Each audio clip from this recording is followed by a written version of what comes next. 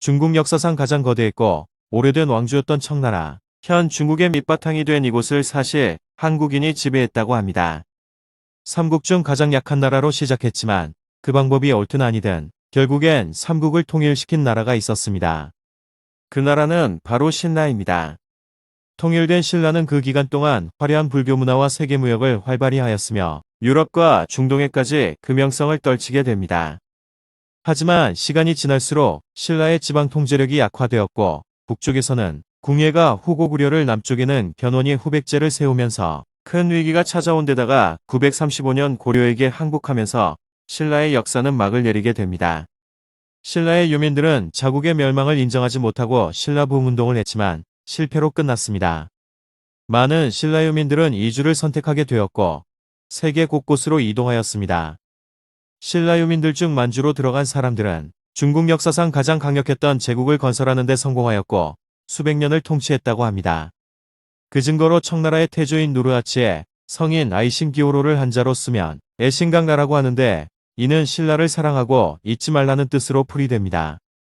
또 일각에서는 청나라의 과거 왕조였던 금나라의 역사책에서도 금왕실의 선조가 신라인이라는 기록이 있다고 합니다. 게다가 청나라가 세워지기 전인 임진왜란 때는 누르하치가 조성의 나라인 조선에 지원병을 보내겠다고 제안한 바 있는데 학계에서는 이 조성의 나라가 신라가 유력하다는 입장입니다. 결정적으로는 청나라가 조선을 침략한 병자호란 때 청나라의 군대들이 신라의 수도였던 경주까지 내려가 울면서 절을 했다는 기록까지 전해지고 있으며 청나라가 조선을 자국의 땅으로 편입시키지 않은 이유도 조상님의 땅을 자신들이 침략하여 지배할 수는 없기 때문이라고 하였습니다. 그리고 청나라의 옛나라 금나라라는 이름 역시 신라 왕조의 대표 성씨였던 김을 따라 북호를 금으로 정한 것이며 송나라의 역사서인 송막기문은 금나라가 건국되기 전 부족의 형태였을 때 그 추장이 신라인이라고 기록되어 있습니다.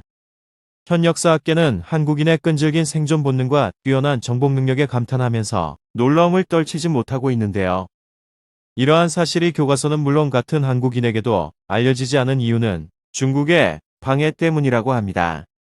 자신들의 문화가 부족한 중국은 청나라와 금나라의 역사마저 한국의 역사라는 것이 밝혀진다면 중공 전체가 뒤집힐 것이 뻔하기 때문에 진실들을 철저히 외면하고 있는 것입니다. 깨어있는 학자들은 중국 역사상 가장 큰 영향력을 미치고 대부분의 밑바탕을 만든 청나라의 역사가 사실은 한국의 역사라는 사실을 세계 곳곳에 널리 알려야 하며 잊혀진 한국의 역사들을 복원해야 한다고 주장하고 있습니다. 그동안 한국의 역사 교과서에는 한반도 안에서의 역사만을 기록하였지만 이제는 세계 곳곳에 그 명성을 떨친 한국의 역사를 다시 편찬하여 새로운 한국사를 공부해야 한다고 생각합니다.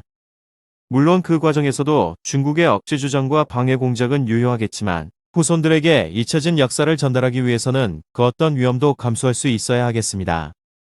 대한민국 화이팅!